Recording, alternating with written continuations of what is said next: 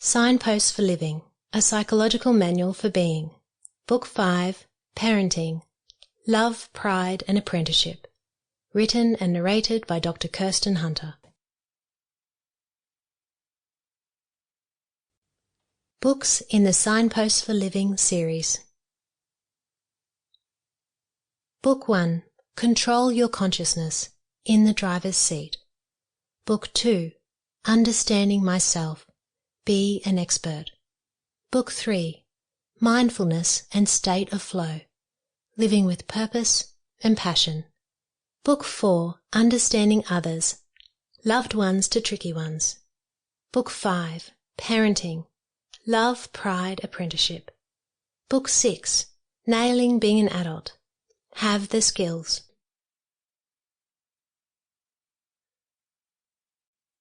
A meaningful life. Devote yourself to 1. Knowing yourself. 2. Loving others. 3. Loving your community. 4. Gratitude for the moment. And 5. Creating something that gives you meaning and purpose.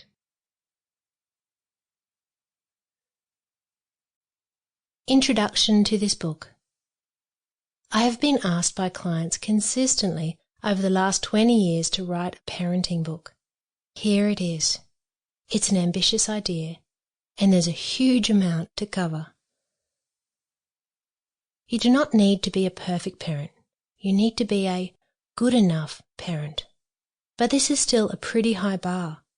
I've worked with adults, teens, and children, and I enjoy all of the work because I need variety and challenge to stay fresh.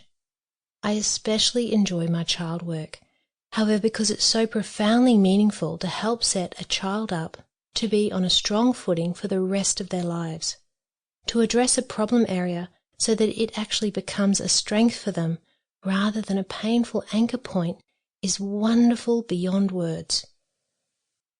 I'm always amused by the inevitable question by new clients, do you have kids? Despite my qualifications and experience, this is where I get my credibility. I pass this test when I say yes. Then with more questioning, I explain that I have 5 boys. At the time of this writing, Lachlan is 21, James is 18, Tobias is 16, Jack is 9, and George is 7. And with this, I'm in. My trustworthy quotient goes up. I understand this. Parenting is one of those things you can only comprehend from the inside. The marathon that it is, with profound joy, meaning, frustration, and fear all wrapped up together. Parenting is perhaps the role in which we need to be the most mindful. We are the nurturer, the leader, and the protector, so it is essential that we are reflective and purposeful in our parenting. Strange, then, that so many parents yell at their children, and when at breaking point say things they regret and know will harm their children. Many parents hit their kids. This is truly damaging, as the primary lesson that hitting teaches is fear and violence.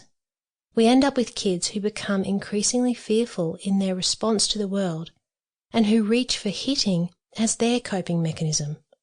They learn to copy their parents. Then they get angry at them for hitting others. As role models, we can easily become their number one cause of harm. It's like the manager, leader, or coach becoming the bully. Our parenting role is a massive responsibility.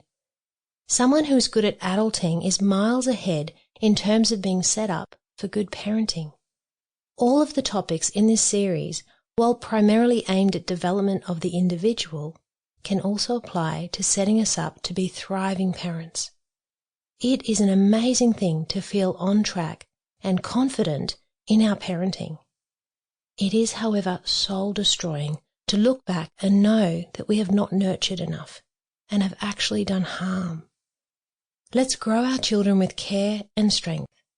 I'm happy to say there is bucket loads of common sense here, but we need to be able to step away and get some distance to see this.